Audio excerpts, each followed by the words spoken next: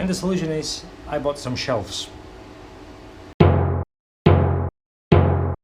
1 meter 70 by 70 by 30 of depth, maximum weight 30 kilos. This is more than enough for what I have, and let's get to work. I have cooling at the bottom, then we have these open shelves, and the motherboard over here, graphic cards here, and this is about the height of my window, so in case it gets really hot I'll open the window and I'll have the window right over there on the back, so I don't think I can get any cooler than this without using an extra fan or air conditioning. So this might be a solution. We'll see how it goes. So here we have it, my new cooling fan, power supply, motherboard. I'm thinking in putting the motherboard over here and leave all this room available for hard drives, whatever, and graphic cards.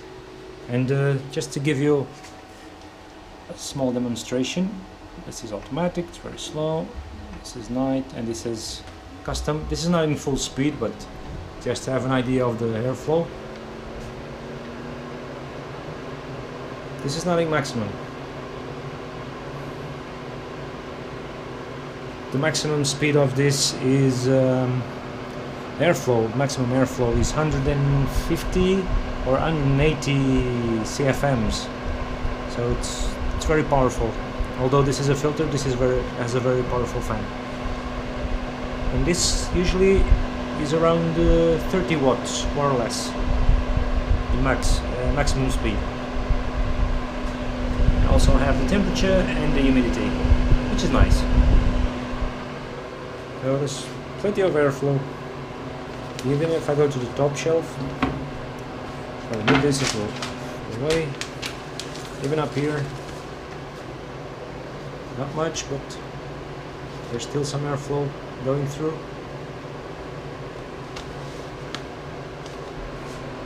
So we'll see how it goes. Okay, I'm back after a lot of testing, changing positions of the components. I ended up with this setup. So motherboard vertical, the ATX connector here, some space on top, the IO pad, the IO ports on top. I don't know if it's gonna work well or not. My USB drives on top of this. That's why I have the IO here, because the USB. I'm gonna have a VGA connected, Ethernet, probably audio for my gaming, and I will also have this card in this position. I'll have an HDMI connected to this card, and for now I'm gonna try it and see how this works. If I don't like it, I'll probably change it. This is a learning curve, so let's see what I went up with. Okay guys, everything is running now. I have the RTX 3080 here, doing some benchmarks in mining. Some modest settings here. I'm just going to show you. I'm doing 600 on the memory, 630 on the memory clock, 1005. This is actually 995, but it adjusts to 1005.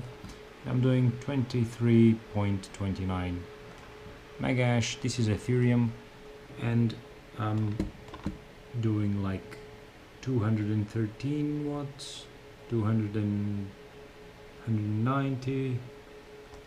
This is being going up and down for a little while, but it will eventually stabilize, and I know this can go just as high as 94 with these very modest settings. About the power draw, let me just disconnect the monitors. I'm going to show you here on my mobile. Right now we have, I don't know if you're going to see this on camera, but this is the complete system, not just the graphics card, the complete system. Motherboard, power supply, monitors are off, with monitors off.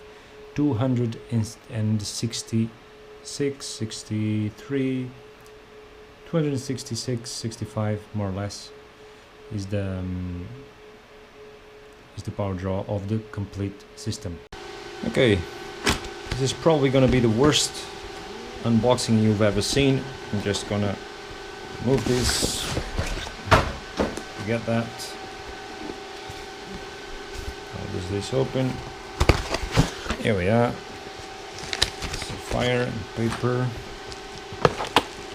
Here she is. Trying to do this with one hand, not easy. And here it is. Okay. Pulse, Radeon, Pulse. It's nice the manufacturers actually write down when it's inserted to a motherboard socket. You can actually read correctly.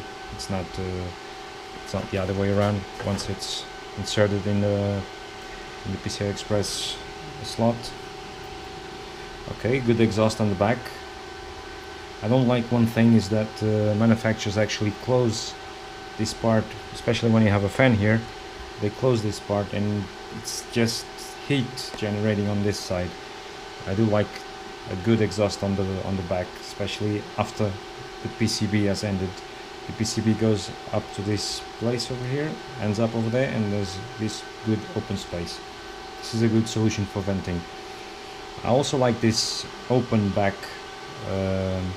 You can actually add a fan here to cool the PCB itself on the rear. And let's see what we have.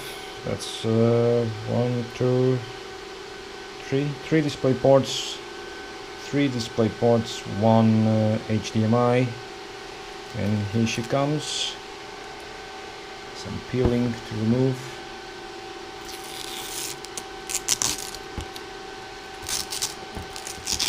See if I don't drop this. I'm doing quite a gymnastics over here not to drop this. Okay, it's very nice. Pulse. These fan blades are actually connected. I don't know if you can see them, but they're connected to each other. On the tips connect to each other, which is nice. And that's it. It's not as big as a 3080, but only one PCI 8-pin. 150 watts is the TDP of this. And this is metal. This is nice, good for cooling. And we're gonna hang it over there and see how it will look.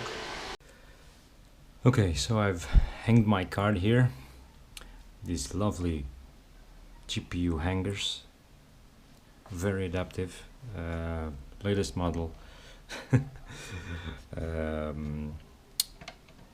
Wire with plastic on the outside.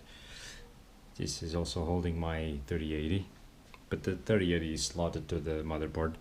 This one is not. This is literally hanged. So we have the power. The riser is connected.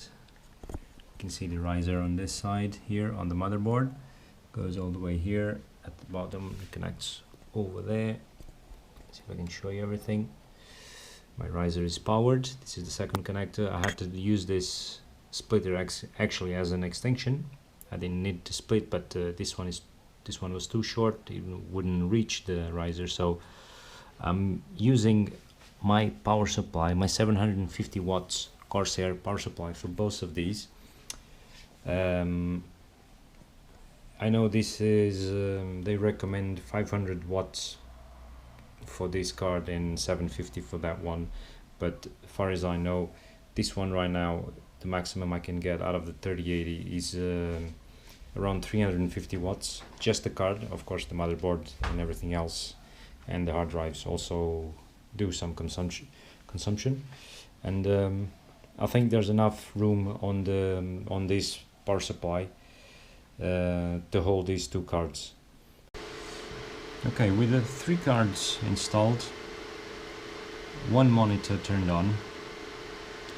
Right now I'm just gonna turn off the monitor, and without monitor we are doing 136 watts, 136 watts, 140, 137, 140 more or less, 135, 140.